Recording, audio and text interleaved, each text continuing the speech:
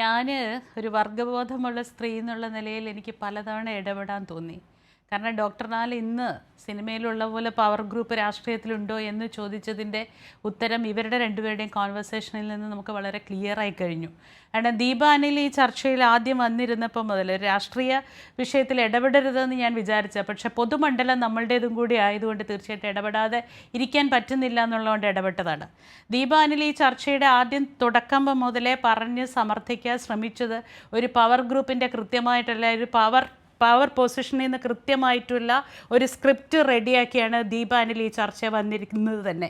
അതുകൊണ്ട് തന്നെയാണ് ഹേമ കമ്മിറ്റി റിപ്പോർട്ടിൻ്റെ ആദ്യകാല ചരിത്രം മുതൽ എടുത്തിട്ടത്.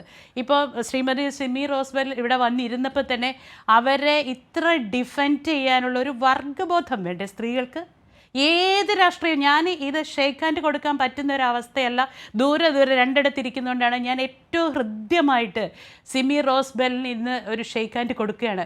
കാരണം നമ്മൾ ഇടപെടുന്ന ഇടങ്ങളിൽ നമുക്ക് ഹിതകരമല്ലാതെ സ്ത്രീയുടെ വ്യക്തിത്വത്തെ ചോദ്യം ചെയ്യുന്ന, നിലപാടുകളെ ചോദ്യം ചെയ്യുന്ന, അവസരങ്ങളെ ചോദ്യം ചെയ്യുന്ന, ഇതാര് നമ്മളുടെ റൈറ്റ് ഹാൻഡായിട്ട് നിന്നിട്ടുണ്ടെങ്കിലും ആ കൈ തട്ടി മാറ്റി ഞാനും ഒരു വ്യക്തിയാണെന്ന് ഉറക്കെ പറയാനുള്ള ധൈര്യത്തിലാണ് സിമി റോസ്ബെൽ ഇന്ന് ഇത് പറഞ്ഞിരിക്കുന്നത്. ആ ധൈര്യം ഇന്ന് കിട്ടിയിരിക്കുന്ന ഹേമ കമ്മിറ്റി റിപ്പോർട്ട് ഇത്ര സജീവമായി സിനിമയിൽ ഇടപെട്ടിട്ടിരിക്കുന്നത് കൊണ്ട് തന്നെയാണ്.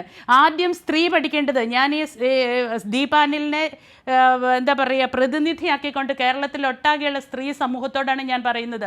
ആദ്യം സ്ത്രീകൾ പഠിക്കേണ്ടത് സ്വന്തമായ വർഗ്ഗബോധം ഉണ്ടാകേണ്ടതാണ്. ഇത്രയധികം പാർശ്വവൽക്കരിക്കപ്പെട്ടിട്ട്, ഇത്രയധികം അടിച്ചമർത്തപ്പെട്ടിട്ട് കുടുംബത്തിനകത്തും പൊതു ഇടങ്ങളിൽ നിൽക്കുന്ന സ്ത്രീകൾക്ക് ആരെങ്കിലുമൊക്കെ ഉണ്ടാവാം സിംഹാസനങ്ങളിൽ ഇരിക്കുന്നവർ, എന്തിൻ്റെങ്കിലും പ്രിവിലേജിൻ്റെ അടിസ്ഥാനത്തിലോ അല്ലാതെയോ ഭാഗ്യം കൊണ്ടോ ഉണ്ടായിരിക്കാം.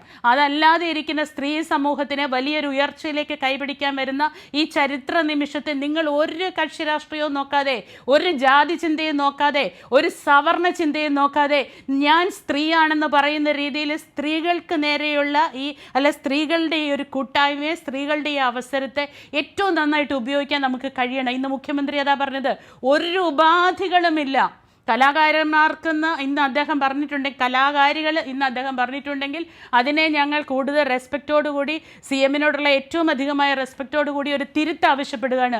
കലാകാരികളല്ല, ഈ ലോകത്ത് ജീവിക്കുന്ന ഏതൊരു സ്ത്രീക്കുമെതിരെ ഒരു തരത്തിലുള്ള ഒരു വിവേചനവുമില്ലാതെ ഇന്ന് വരെ അവർ അണ്ടർ പ്രിവിലേജ്ഡ് ആയിരുന്നെങ്കിൽ ഇന്ന് കിട്ടിയിരിക്കുന്ന ഈ പ്രിവിലേജ് അതിൻ്റെ 100% ഉപയോഗിക്കാനുള്ള ആത്മധൈര്യത്തോടു കൂടി നിങ്ങൾ ഒരു പാർട്ടി നോക്കണ്ടെന്നേ, ഒരു രാഷ്ട്രീയക്കാരും, ഒരു BJP ആവട്ടെ, സംഘപരിവാർ ആവട്ടെ, കോൺഗ്രസ് പാർട്ടി ആവട്ടെ, നമ്മൾക്ക് ഈ സമൂഹത്തിൽ ജീവിക്കാനുള്ള ജനാധിപത്യ അവകാശങ്ങൾ നോക്കി, മനുഷ്യ അവകാശങ്ങൾ നോക്കിയിട്ട് സ്ത്രീ ഒരു വർഗ്ഗബോധത്തോടു കൂടി നിൽക്കുക. ദീപ ദീപ പറയാതിരിക്കാൻ പറ്റുന്നില്ല.